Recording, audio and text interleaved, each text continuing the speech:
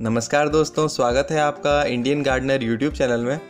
दोस्तों, इससे पहले मैंने एक वीडियो बनाई थी जिसमें बताया था कि बरसात में किन प्लांट्स को आप कटिंग से लगा सकते हैं। आज भी मैं एक दूसरे पार्क में जा रहा हूं और यहां पर भी देखेंगे कि किन किन प्लांट्स की कटिंग हमें मिल सकती हैं। उससे पहले मैं आपको कुछ बातें बता देता हूँ। सबसे पहले तो उस वीडियो में बहुत सारे लोगों के अच्छे कमेंट्स आए। चलिए आपको दिखाता हूँ।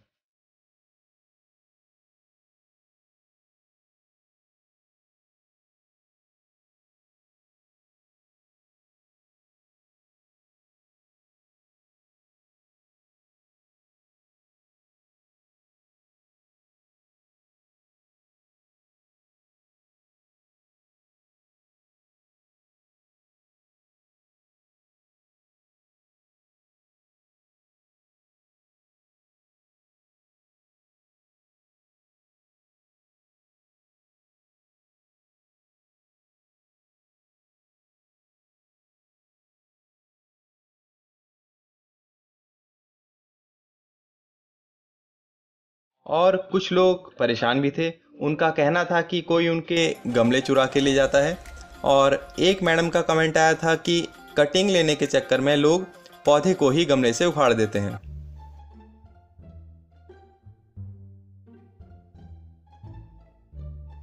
जोक्स अपार्ट, पर यह चीज़ गलत है। अगर आप किसी पौधे की कटिंग लेते हैं तो उसमें किसी का दिल नहीं दुखना चाहिए। कटिंग लेने का भी एक तरीका होता है। आपको पेड़ की किसी डाली को नोचना नहीं है।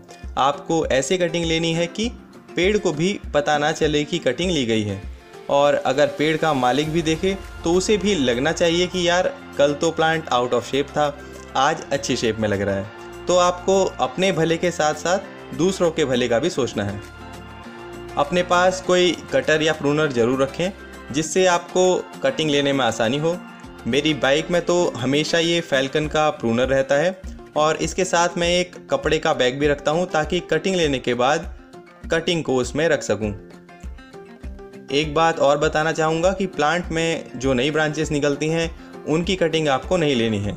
आपको एक मैच्योर यानी जो ब्रांच थोड़ी पुरानी हो गई है उस ब्रांच को कटिंग के लिए लेना है। 6 से 8 इंच की कटिंग्स आप ले सकते हैं और सिर्फ एक कटिंग ना लें, 2-3 कटिंग लें, क्योंकि ज़रूरी नहीं है कि आपकी ली हुई एक कटिंग लगी जाए। इस पार्क में वो प्लांट्स भी हैं जिन्हें मैंने पिछली वीडियो में दिखाया था, तो उन प्लांट्स को मैं यहाँ पर कवर नहीं करूँगा।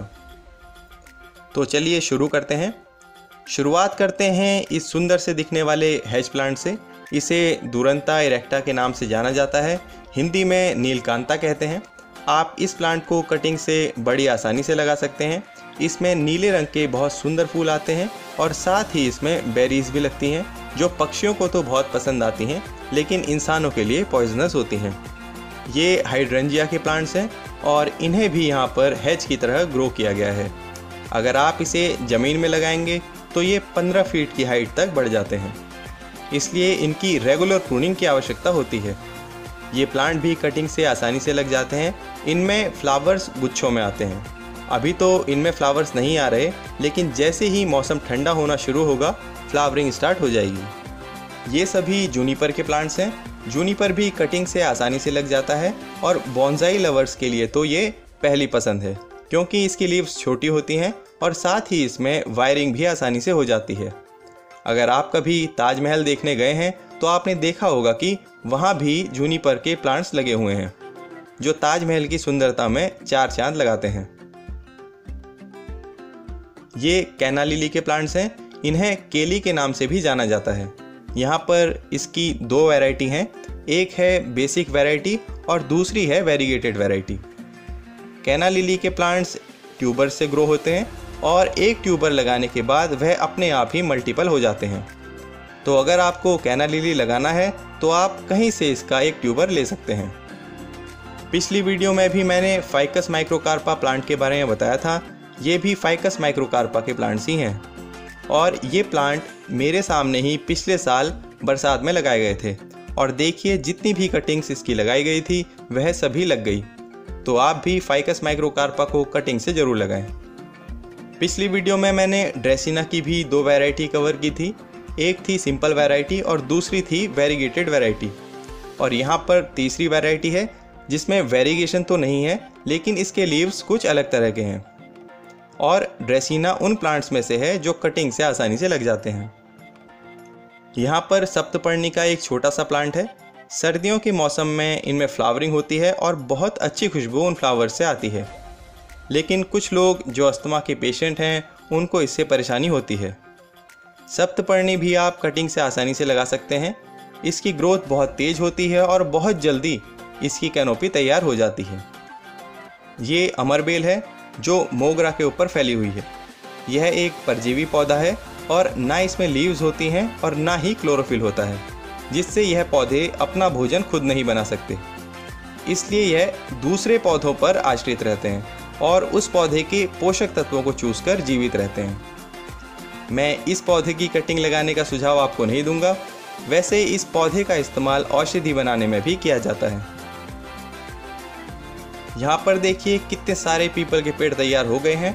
अगर आप बरसात में जगह जगह पर प्लांटेशन कर रहे हैं तो आप पार्कों से पीपल के बहुत सारे पेड़ ले सकते हैं, जिससे प्लांटेशन के लिए आपको पेड़ों को अलग से नहीं खरीदना होगा। ये सभी बांस के पेड़ हैं। ये बीज से भी लग जाते हैं। इनके जड़ों में जो राइजोम्स होते हैं उनसे भी इन्हें लगाया जाता है और साथ ही इन्हें कटिंग से भी लगाया जाता है। कटिंग लेने के लिए ये जो एरिया आप देख रहे हैं जहाँ से थोड़ी सी रूट्स निकल रही हैं, इस नोड के ठीक नीचे से कटिंग लेनी होती है। ये सिंगोनियम के प्लांट्स हैं। पिछले वीडियो में भी मैंने सिंगोनियम को कवर किया था। यहाँ पर सिंगोनियम की वेरीगेटेड वैरायटी अवेलेबल है और ये कटिंग से, रनर्स से या रूट्स को सेपरेट करके आसानी से लग जाती है। ये हमेलिया पैटेंस के प्लांट्स हैं। इन्हें फायर बुश प्लांट के नाम से भी जाना जाता है। ये भी कटिंग से आसानी से लग जाता है। इसकी ग्रोथ बहुत तेज होती है और अच्छी बरसात के सीज़न में ये 4 फीट तक बढ़ जाता है। ये लेंटाना के पौधे हैं। इसमें बहुत सुंदर फूल आते हैं और ये भी कटिंग से आसानी से लग जाते हैं। इन्हें रायमुनिया के नाम से भी जाना जाता है और इनकी एक खासियत है कि आप इन्हें जहाँ लगाएंगे वहाँ ये किसी और चीज़ को नहीं उगने देते, यहाँ तक कि ये घास को भी नहीं उगने देते। इस वजह से कई जगह पर इसे सत्यानाशी के नाम से भी जाना जाता है। ये क्लेरोडेंड्रुम के पौधे हैं और ये भी कटिंग से आसानी से लग जाते हैं। इनमें बहुत सुंदर फूल आते हैं और इनकी पत्तियों में भी खुशबू होती है। इन्हें हिंदी में अरनी के नाम से जाना जाता है। अरनी की 2 वैरायटी होती हैं, एक बड़ी अरनी और दूसरी छोटी अरनी। ये छोटी अरनी है।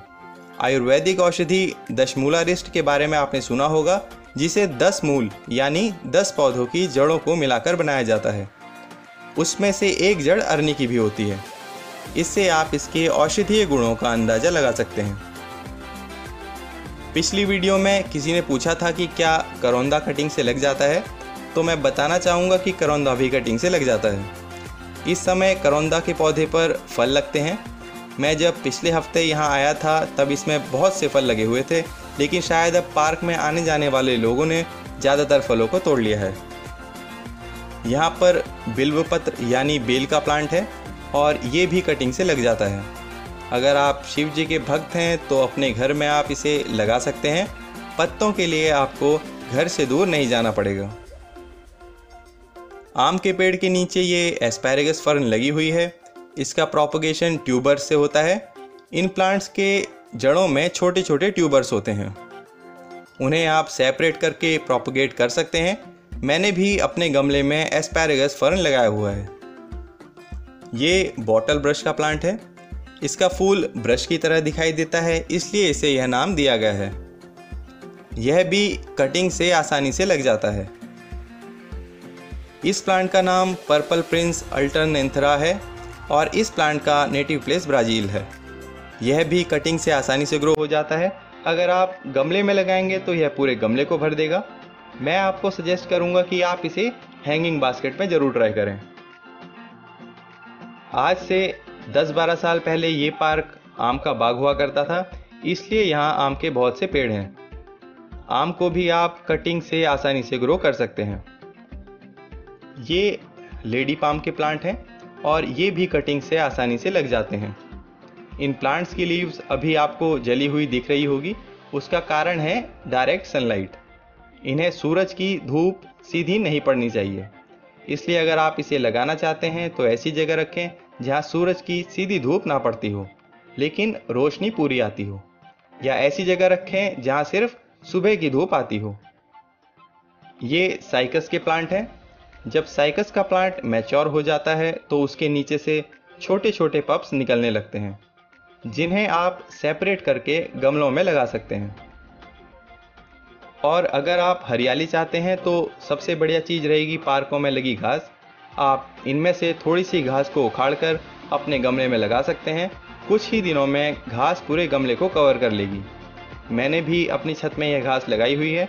और जब आप सुबह के समय योगा करें तो अपनी नज़र गमले में लगी हरी घास पर लगाए रखें। इससे आपकी आंखों की रोशनी कभी कमज़ोर नहीं होगी।